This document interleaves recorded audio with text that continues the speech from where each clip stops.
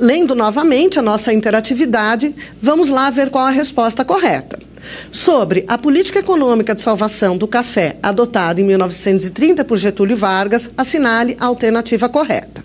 A alternativa correta é a alternativa C. A política consistia em manter a renda por meio da economia cafeeira. Vamos, então, continuar as nossas análises.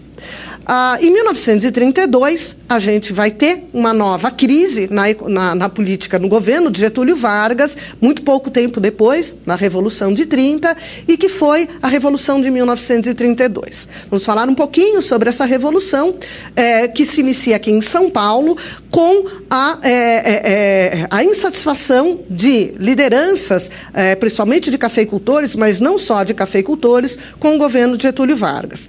A Revolução de 1932 é conhecida também como a Revolução Constitucionalista, já que ela cobrava do Getúlio Vargas uma nova Constituição e eleições para 1934. Não esqueçamos que, em 1930, o Getúlio Vargas deu um golpe de Estado. Ele conseguiu o governo de uma maneira ilegítima e não através de eleições, como se deve ser numa democracia. E havia, então, essa cobrança que inicia-se aqui em São Paulo, já que era o setor mais dinâmico da Federação Brasileira, essa cobrança para que Getúlio Vargas democratize o seu governo. Essa revolução ela foi bastante violenta, muita gente morreu nessa revolução. São Paulo foi cercado pelas tropas federais. E qual foi o resultado dessa revolução no final das contas? A Revolução de 32, né, como eu falei, exigia a promulgação de uma nova Constituição e essa Constituição que iria proteger principalmente o trabalho. A Revolução ela não foi vitoriosa no sentido de que imediatamente foi promulgada uma revolução ou foram constituídas novas eleições. Mas Getúlio Vargas cedeu aos constitucionalistas, aos revolucionários, e em 1934 uma nova Constituição será promulgada, uma Constituição bastante democrática, muito baseada na na Constituição norte-americana, e que dava muito poder, até então, não muito poder, mas um poder muito maior ao trabalho que havia até então aqui no Brasil. Era uma revolução de fundo, era uma Constituição de fundo trabalhista, e que isso agradou muito a população brasileira como um todo, colocando Getúlio Vargas com o nome de pai dos pobres, quer dizer, era um governante que estava protegendo o trabalhador. Com isso, Getúlio Vargas facilmente irá vencer as eleições de 1934 com uma larga margem de votos, tornando, né, chegando novamente ao poder de uma maneira agora constitucional, legal, democrática, e a gente chama esse período que vai até 1937, de 1934 a 1937, como um interregno democrático, ou seja, um período democrático antes da instituição da ditadura que vai ocorrer em 1937. Então, vamos falar um pouquinho, né, desse período que eu chamei agora de interregno democrático até o golpe do Estado Novo em 1937. Esse período, apesar dos avanços na área trabalhista, foi um período bastante conturbado economicamente e politicamente também. Entre as crises políticas está a chamada intentona comunista, que ocorre em 1935, promovida pela ALN, a Aliança Nacional Libertadora, cujo maior representantes era o Luiz Carlos Prestes e a sua esposa, Olga Benário Prestes, e que eram inimigos declarados de Getúlio Vargas. Tanto que Getúlio Vargas, a um determinado momento, entregará a esposa de Luiz Carlos Prestes, Olga Benário Prestes, aos nazistas, já que ela era uma judia de origem alemã, e ela acabará falecendo nos campos de concentração nazistas. Foi uma vingança do Getúlio Vargas a Luiz Carlos Prestes. Economicamente, esse período foi marcado por um certo alívio no balanço de pagamentos do Brasil, mas havia uma pressão do empresariado norte-americano para que o Brasil desse tarifas cambiais preferenciais aos Estados Unidos. Nesse período, o Brasil ainda mantinha a moratória da dívida externa e um rompimento com relações com os Estados Unidos. Os Estados Unidos, principalmente o empresariado, quer uma relação mais profunda com o Brasil, mas o Brasil, nessa época, aproximava-se mais da Alemanha. O desempenho da agricultura era bastante medíocre nessa época, em função de uma política industrializadora e não de uma política baseada na agricultura. As dificuldades eram muitas para o Brasil, mas o Brasil conseguiu crescer em torno de 6,5% ao ano, de 1934 a 1937, em função, principalmente, do desempenho da indústria e não da agricultura.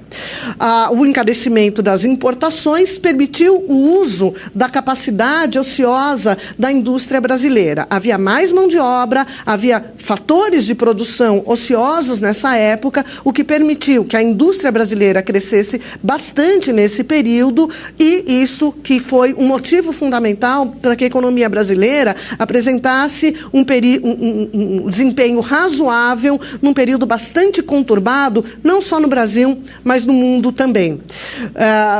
Vamos falar um pouquinho da política de Getúlio Vargas nessa época, que é bastante definidor do que vai acontecer aí nos próximos anos. Essa é uma época marcada por grandes ditadores, não só no Brasil, mas no mundo também.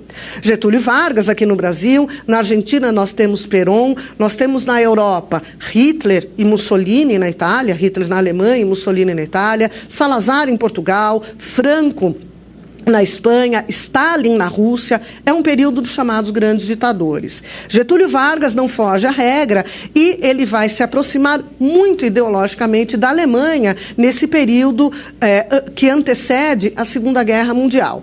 Essa aproximação tinha não só motivações ideológicas, mas também tinha motivações econômicas. Na realidade, o Brasil queria manter o seu programa de industrialização autônoma e, para isso, ele precisava de uma siderúrgica. O Brasil tentou se aproximar da Alemanha nazista para conseguir a siderúrgica que tanto necessitava, mas a Alemanha se negou a financiar tanto tecnologicamente quanto financeiramente essa siderúrgica. Apesar de, ideologicamente, o Getúlio Vargas ter uma proximidade maior com a Alemanha do que com a democracia mundial. A gente viu que, apesar disso, a nossa Constituição era uma Constituição bastante democrática. Essa tensão com a Alemanha vai acabar se resolvendo com um rompimento com a Alemanha. O Brasil ele vai abandonar esse alinhamento com a Alemanha e começar a se aproximar mais dos Estados Unidos, principalmente a partir de 1936. Ou seja, apesar de ideologicamente Getúlio Vargas acreditar nas proposições nazistas da Alemanha e da Itália fascista, economicamente valia mais a pena para o Brasil, nesse momento, se aproximar dos Estados Unidos.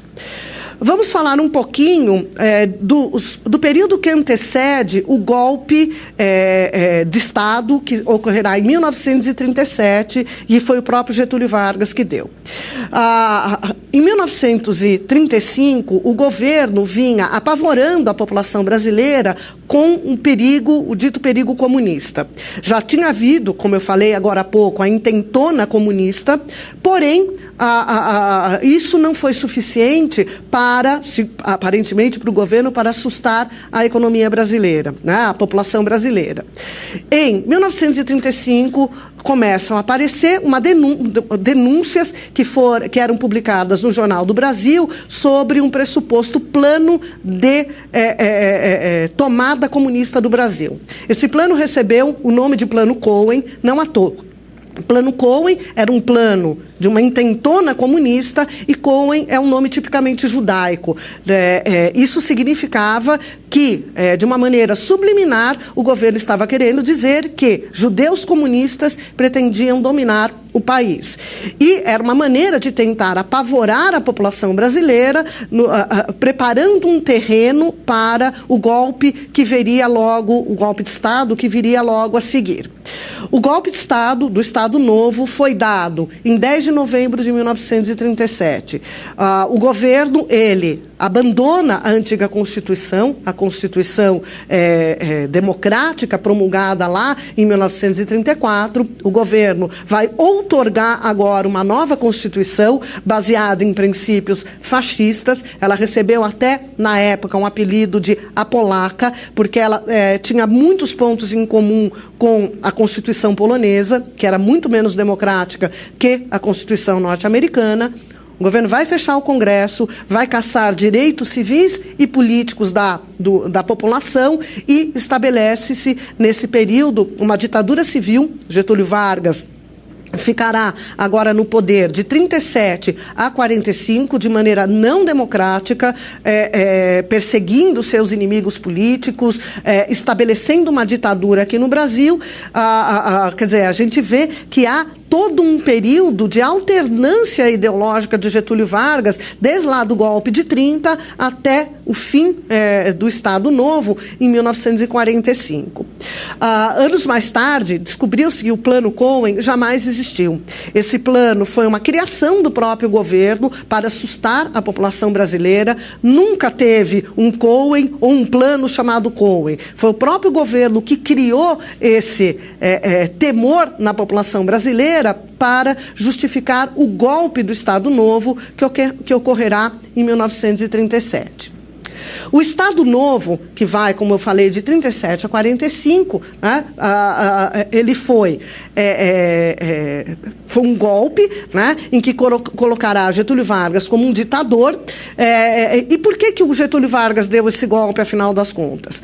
As eleições estavam marcadas para 1938. Naquele clima de guerra, de insegurança, tanto econômica quanto política, Getúlio Vargas temia não ser reeleito. E por isso que ele, esse medo de não ser reeleito, ele decidiu-se por dar um golpe e permanecer, mesmo que não democraticamente, no governo e no Estado brasileiro.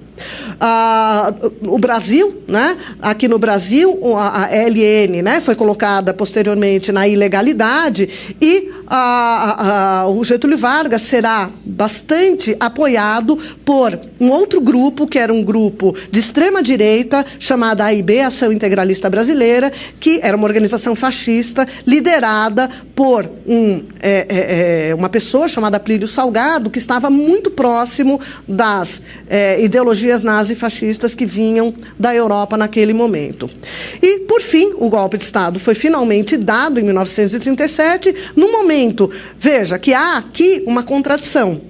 Os Estados Unidos se afastavam da Alemanha, começa-se a reaproximar dos Estados Unidos, há uma renegociação aqui do Funding Loan, foi mandada uma missão negociadora para os Estados Unidos, que ficou conhecida como Missão Aranha, a partir de 1936, mas o governo brasileiro não é um governo democrático, passa a ser um governo ditatorial.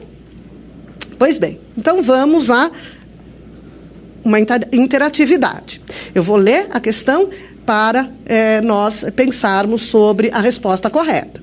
Então, vamos lá. Sobre a política econômica do governo de Getúlio Vargas entre 1934 e 1937, assinale a alternativa correta. A. Economicamente, esse período foi marcado por uma forte pressão no balanço de pagamentos. B. Havia uma pressão dos empresários alemães para que houvesse um regime de câmbio preferencial no Brasil. C. Desempenho forte da agricultura. D. A economia do Brasil crescia em torno de 6,5% ao ano entre 1934 e 1937. E E. O barateamento das importações permitiu o uso da capacidade ociosa na indústria. Vou dar agora um